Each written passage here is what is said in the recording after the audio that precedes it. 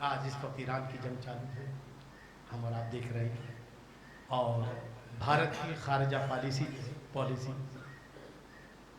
وہ انتہائی غلط رونگ نمبر جا رہی ہے۔ آج تک کی جو پالیسی تھی کانگریس کی اب تک، وہ فلسطین کے ساتھ تھی، ایران کے ساتھ تھی، سمجھے نہیں؟ اور یہ لگتا ہے پہلے اس کو بلایا گیا تھا نا، اس کے بعد سے ایران پر حملہ ہوا ہے، لگتا ہے کچھ مشورہ ہوا ہے۔ ہاں، نیتن یاہو کا چھوٹا بھائی ہے۔ بہرحال بھارت کا مسلمان چونکہ ایران مظلوم ہے، حملہ اس نے شروع کیا ہے، ایران کیا ہے؟ مظلوم ہے، لہٰذا بھارت کا مسلمان ایران کے ساتھ کھڑا ہے۔ ہم ایران کی مکمل حمایت کرتے ہیں۔ تم جو دشمنی کر رہے ہو، تمہارے پاس دشمنی کا جواز کیا، تم بتا دو۔ تو اسرائیل جا سکتا ہے، اور آیت اللہ خامنئی کی شہادت پر تو نے ایک فون تک نہیں کیا۔ تو امریکہ کے صدر کو فون کر رہا ہے، بحرین پر حملہ ہوتا ہے تو بحرین کے صدر کو فون کر رہا ہے، جہاں جہاں حملے ہو رہے ہیں سب، لیکن تو نے جو ہے کم سے کم ایک انسانیت کا تقاضا تھا کہ ایران کے صدر کی شہادت ہوئی ہے تو کم سے کم ایک جو ہے انسانیت محبت کا، لیکن یہ اسلام دشمنی ہے، کیا ہے؟ لیکن بھارت کے مسلمانوں کا یہ موقف ہے۔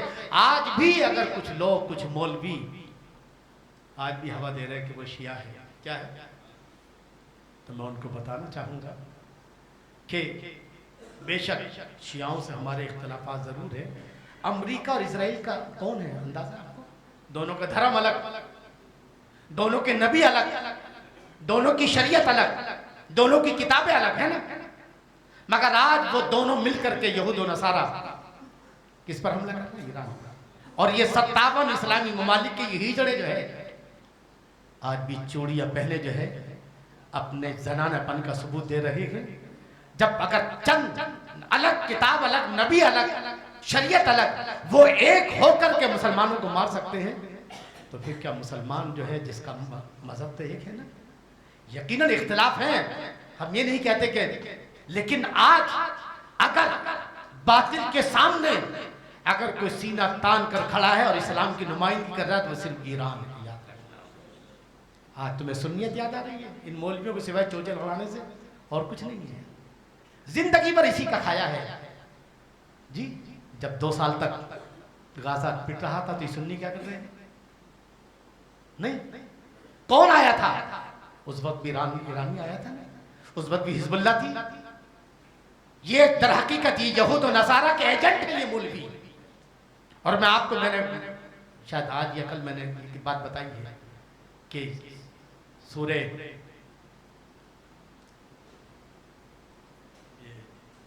شورہ جو ہے 25ویں پارے میں سورہ شورہ ہے، اور اس کا جو ہے ایک بات درشی پڑھیں، اللہم صلی اللہ علیہ وسلم، یہ آیت نمبر 13۔ شرع، توجہ کے ساتھ سمجھ ان علماء کو کہ جن آج بھی جو علماء مسلمانوں کو لڑا رہے ہیں، آج بھی مسلمانوں کی طاقت کو حبام منصورہ کر کے برباد کر رہے ہیں، انہوں نے زندگی بھر ٹکڑیوں میں بانٹا ہے۔ میں کہتا ہوں کہ اختلافات ایک طرف، جہاں ایک ہو وہاں تو ایک ہو جاؤ، جہاں ایک ہونا ہے۔ اگر 2 مذہب والے ایک ہو سکتے تو تم ایک مذہب والے ایک نہیں ہو سکتے۔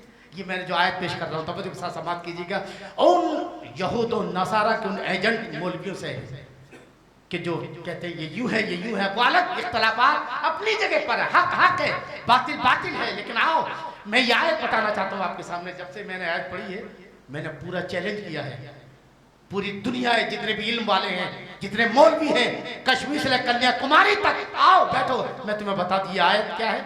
شرع لکم من الدین ما وصی بہ نوح والذی اوحینا الیک وما وصینا بابراہیم وموسیٰ وعیسیٰ ان اقیموا الدین ولا تتفرقوا فیہ۔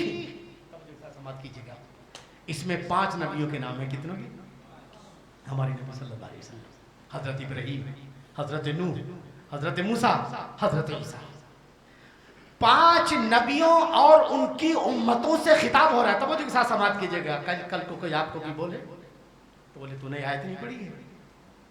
اللہ 5 نبیوں کی امتوں سے، 5 نبیوں سے مخاطب ہو رہا ہے، کیا فرما رہا ہے؟ مخاطب ہو رہا ہے تم سب ایک ہو کر کے دین کو قائم کرو۔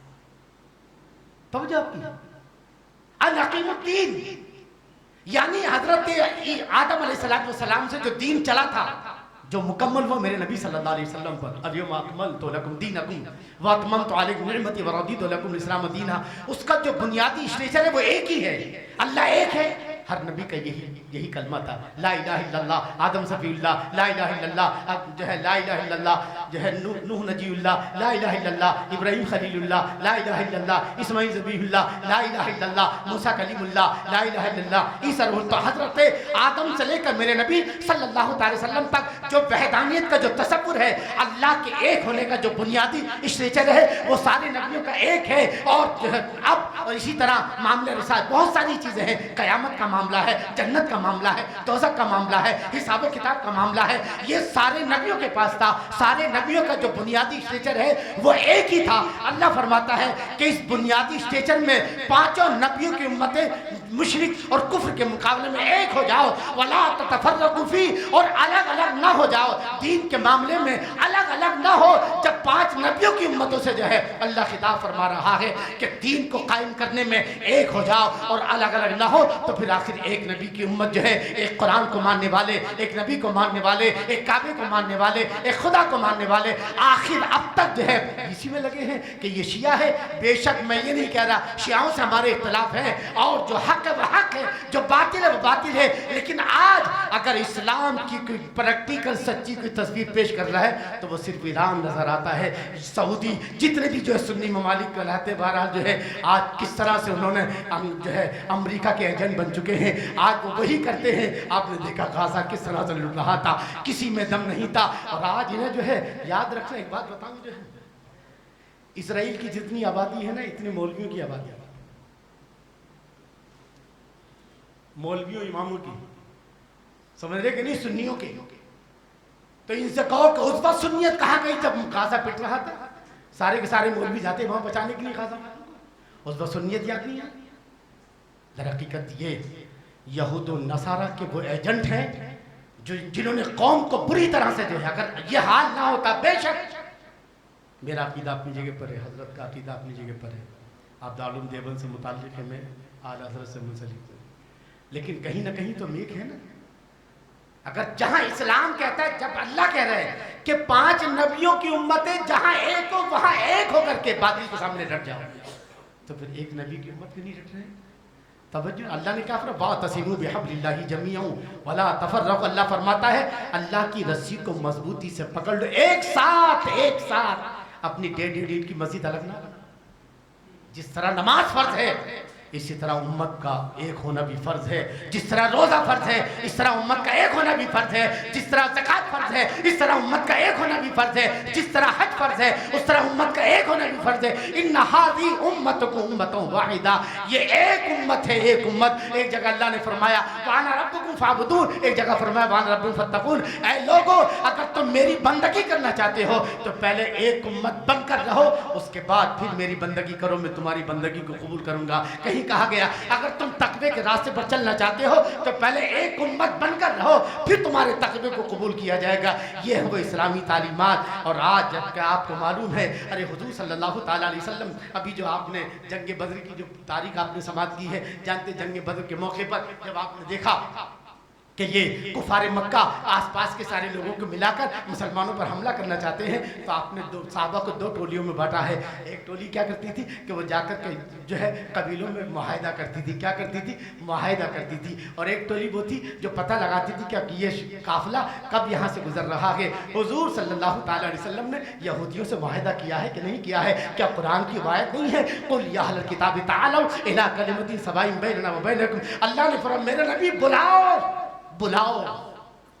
اللہ نبی کو حکم دے رہا، بلاؤ، تعالو، آؤ، اے عیسائیو آؤ، میرے پاس آؤ، اے یہودی آؤ، الی کلمۃ سواء بیننا وبینکم، ایسے کلمے کی طرف جو ہمارے تمہارے درمیان برابر ہے، وہ یہ ہے کہ خدا کی عبادت کرو اور اللہ کی عبادت میں کسی کو شریک نہ ٹھہراؤ۔ اللہ اپنے نبی کو حکم دے رہا ہے عیسائیوں کو ساتھ میں ملاؤ، یہودیوں کو ساتھ میں ملاؤ، یعنی کم سے کم آپ इत्तेहाद नहीं तो मुआहदा तो कर सकते हो, मगर आज भी जो उलमा आज भी शिया सुन्नी का बहाना बना करके आज जो ईरान की मुखालफत कर रहे हैं, उनको जो है समझ में आना चाहिए कि यहूद हमारा सबसे बड़ा दुश्मन है। आज सारी दुनिया में अगर मुसलमान को सबसे ज़्यादा नुकसान पहुंचा रहा है तो वो यहूदी है, और आज यहूदी के सामने जो है सीना तान कर खड़ा है वो ईरान नज़र आता है। लिहाजा हम इस मामले में भारत के मुसलमानों का मौक़िफ़ और मेरा मौक़िफ़ ये है कि हम जो है ईरान के साथ हैं और इंशाअल्लाह ईरान के साथ में रहेंगे, क्योंकि ईरान जो है मज़लूम है और ईरान जो है दुनिया के सबसे बड़े जालिम का इस वक्त मुकाबला कर रहा है जो यहूद है। लिहाजा हमारा मौक़िफ़, हमें कभी भी जो है डरने की ज़रूरत नहीं है कि कोई हमारी हुकूमत की खारजा पॉलिसी क्या है। ये भी अपनी खारजा पॉलिसी जो कर रहे हैं ना, ये ख़ुद सेकुलरिज़्म के ख़िलाफ़ है। आप कांग्रेस की पॉलिसी उठा के देखिए, कभी भी फ़लस्तीन के खिलाफ। गांधी जी ने क्या कहा था मालूम है? गांधी जी ने कहा था कि जिस तरह इंग्लिस्तान अंग्रेज़ों का है, जिस तरह इंग्लिस्तान अंग्रेज़ों का है, ऐसे फ़लस्तीन अरबों का है।